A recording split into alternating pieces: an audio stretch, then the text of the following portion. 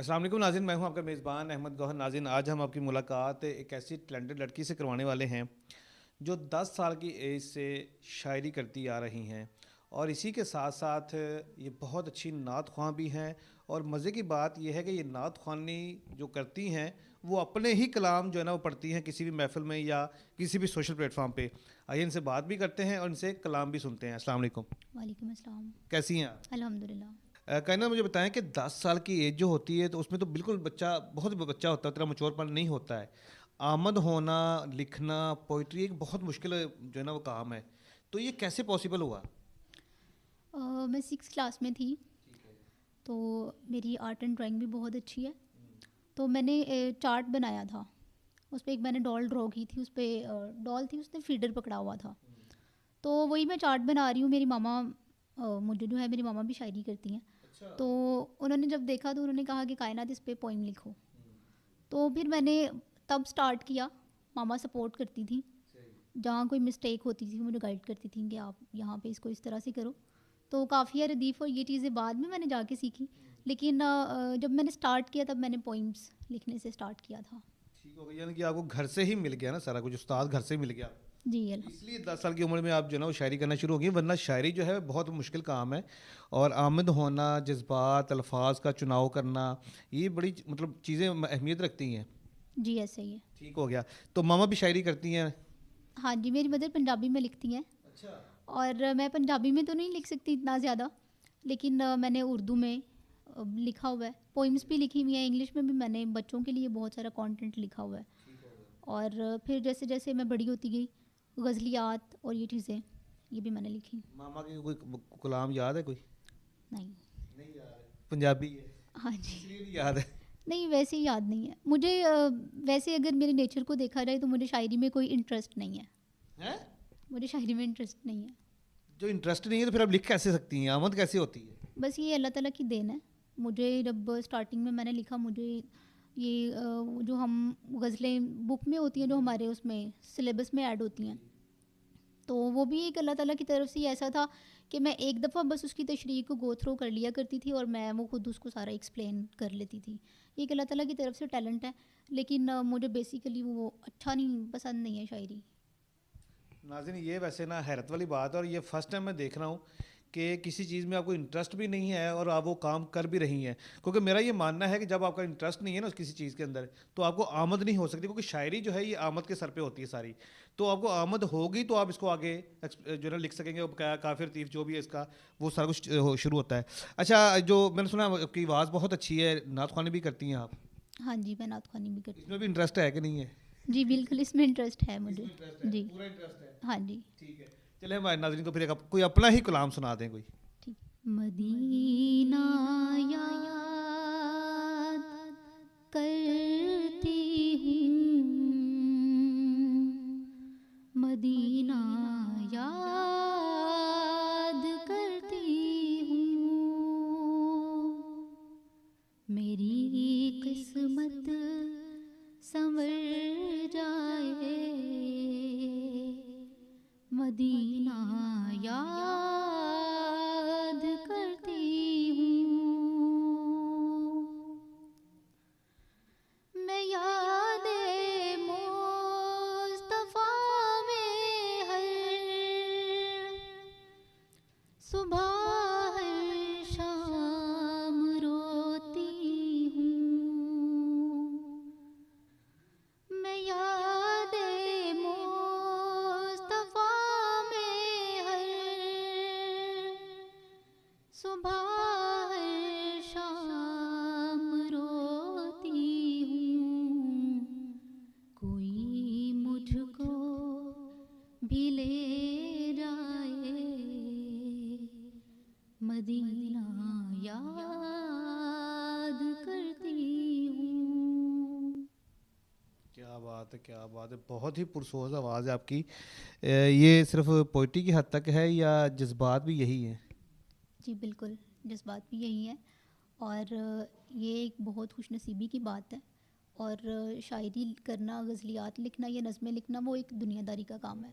वो हम सपोर्ट के साथ, हेल्प के साथ भी कर सकते हैं।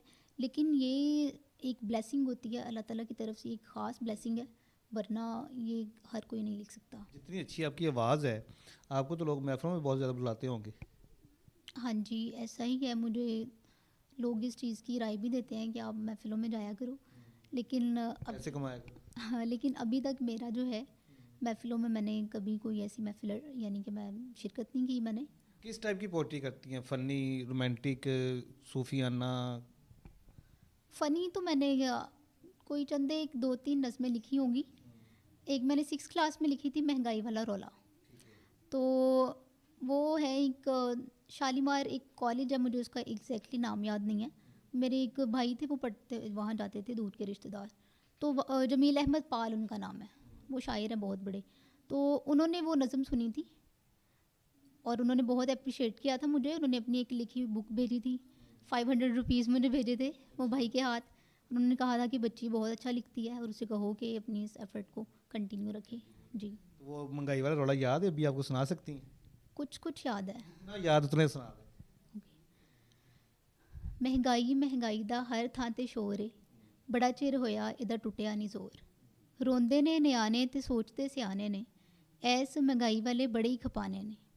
ऐस स्यापे विच मैं भी यारो पै गया, कि ये कमाई मेरी सोचदा ही रह गया। करके विआह यारो बड़ा पछतावा मैं, महंगाई दे स्यापे कोलों जान छुड़ावां मैं। वोटी मेरी अज वेखो सिर मेरा पाड़िया, भुलेखे विच यारो मैं ते गया एवें मारिया। बाल विचारे हर शै नूं तरसदे, मत्थे उत्ते वट पा के अब्बे ते वरसदे। थोम जे आवे ते गंढा रह जांदा है, हांडी पकान वेले रौला पै जांदा है। सब्जी ते सब्जी दाल बड़ी महंगी है, चाची मामी पुप्पी हर वेले कहंदी रहिंदी है कि ये कमाई तेरी सारे इहो कहंदे ने। हर घर विच यारो रौले इहो पैंदे ने। बुढ़ा मैं ते हो गया करके कमाइयां नूं, शाला लगे अग इस चढ़दी महंगाइयां नूं। महंगाई महंगाई यारो हर कोई कूकदा, महंगाई वाला सप हर घर विच छूकदा। महंगाई महंगाई वाला मचिया है शोर, रोके कोई एनू यारो वधे नाए होर। क्या बात है, क्या बात है! ये कितना पुराना कलाम है? ये मैंने 6th क्लास में लिखा था, या आई थिंक 7 में। चलाएंगे 12-13 साल हो चुके हैं और आज तक आपको याद है ये वाला? हाँ जी, ये मुझे याद है क्योंकि ये हमारे स्कूल में फन फेयर दूसरे स्कूल्स में हम थे, तो वहाँ पे भी था। फिर से मुझे कुल्लियाती एक किताब जो नाम की दी गई। चले कायनात, ये महंगाई वाला कलाम तो बहुत अच्छा है। मैं चाहता हूँ कि आप और आपकी शायरी है वो भी हमारे नाज़रीन को सुनाएं। जी ज़रूर। मैं यहाँ पे बताना चाहूँगी कि मैं नातिया कलाम भी लिख रही हूँ। मेरी कोशिश है कि इसको जारी रखूँ, और मैं गज़लें भी लिखती हूँ। तो उनमें से मैं चंद अशार सुनाना चाहूँगी। पहले मैं ये नात की सुनाती हूँ। मेरी बिसात नहीं है मैं उनकी नात लिखूं, मेरी बिसात नहीं है मैं उनकी नात लिखूं। तेरे औसाफ लिखूं कैसे तेरी बात लिखूं। न सलीका न तरीका कोई तकल्लुम का, मैं गुनाहगार कैसे मुस्तफ़ा की नात लिखूं। मैं आसी हूँ फिर भी सरकार करम करते हैं, करूँ बयान क्या क्या उनकी इनायात लिखूं। अजब से ले रही है इम्तिहान ज़िंदगी, उदास है बेआस परेशान ज़िंदगी।